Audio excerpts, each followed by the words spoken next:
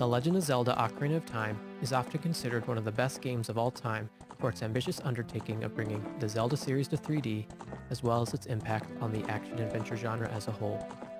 I recently started a new playthrough on my 3DS, and I'm reminded over and over why this continues to be one of my favorite games.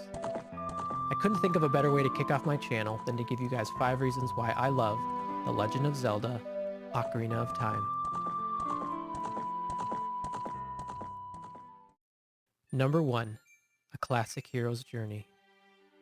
Ocarina of Time starts out like most Zelda games, as well as other stories within the genre, with a character who appears of little significance but is called to adventure.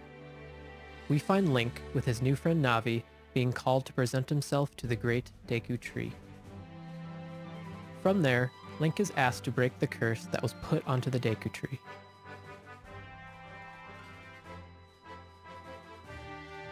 Once completed, Link is given the Kokiri Emerald and is tasked with seeking out Princess Zelda.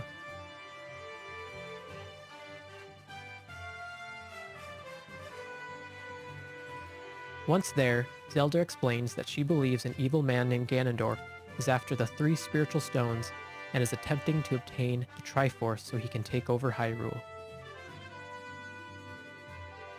From there, Link sets out in search of the other 2 spiritual stones in order to get to the Triforce first.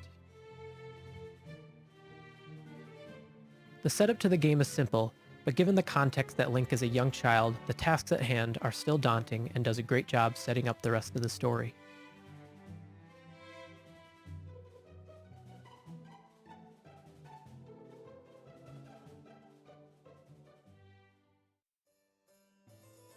Number 2. Tonal Shift. Ocarina of Time has one of my favorite tonal shifts in all of gaming. In the first part of the game, you play as young Link, and much of the gameplay and story reflects the innocence and humor of a young child. This part of the game shows humorous moments such as waking a farmer with a chicken, a Goron king dancing, and a slow Zora king attempting to scoot over.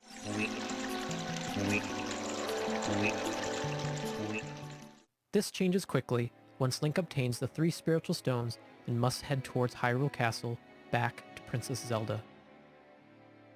At the gates of the city, Link finds Zelda being pursued by Ganondorf. After a brief encounter and recovering the Ocarina of Time, Link makes his way to the Temple of Time.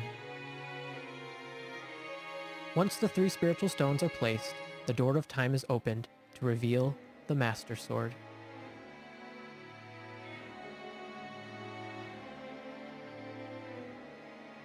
Once Link lifts the sword, we find that Ganondorf had been waiting and enters the Sacred Realm.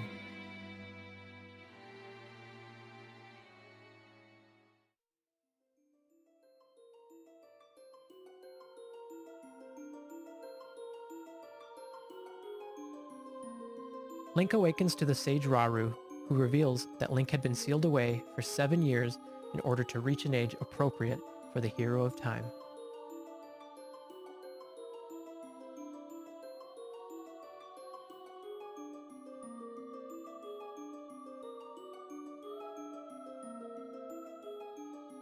After being tasked with seeking out the other 5 sages, Link finds a Hyrule that reflects a world ruled by Ganondorf.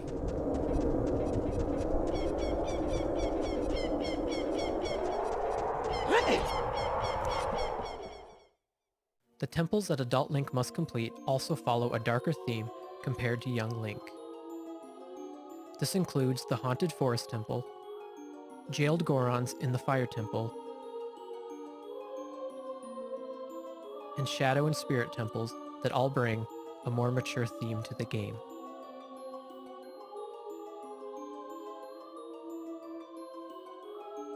This is of course brought to a head when Link must enter Ganon's castle to face Ganondorf once and for all.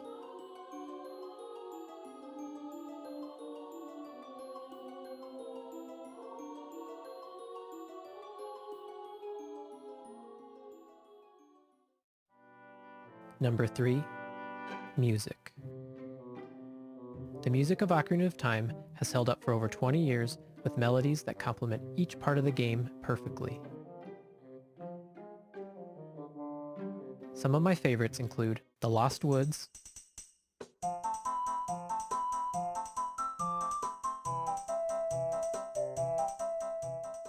Hyrule Field,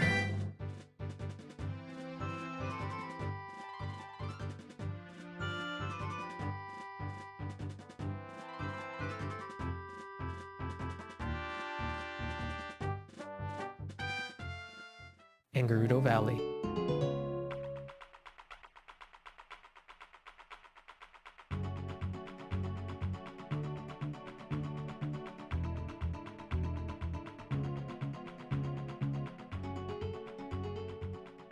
Koji Kondo did an amazing job of making each theme distinct and powerful.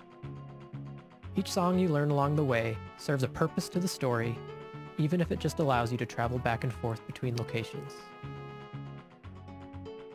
The love for the music in Ocarina of Time can be found by the thousands of covers online and live orchestral performances.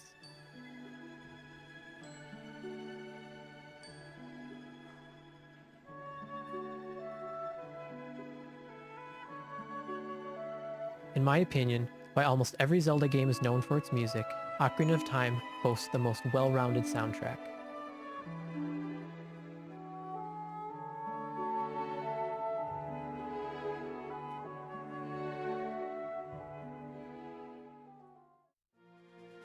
Number 4, Generation Defining.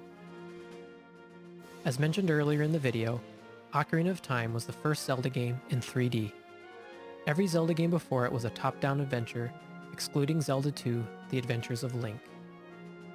Bringing the game to 3D was a daunting task, and one that was not taken lightly due to the already high standards set by the previous 2D titles. Ocarina of Time was able to capture the scope and epicness from the 2D games, and bring it to 3D without losing the spirit of what makes a Zelda game a Zelda game. Exploring the overworld of Hyrule and crawling the many dungeons was brought over seamlessly to the Nintendo 64. I had never seen anything like the Ocarina of Time when it first came out. The graphics and atmosphere drew me in instantly, and the story held my interest until the very end. To this day, I view the release of Ocarina of Time as a huge turning point in gaming.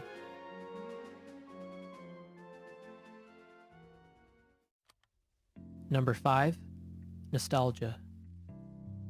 For many, nostalgia might be the main reason Ocarina of Time continues its relevance in gaming, myself included.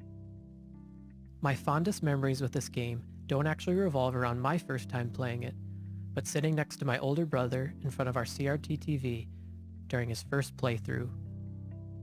Like many younger siblings, I looked up to my brother and wanted to do whatever he was doing, or at least be around to experience it.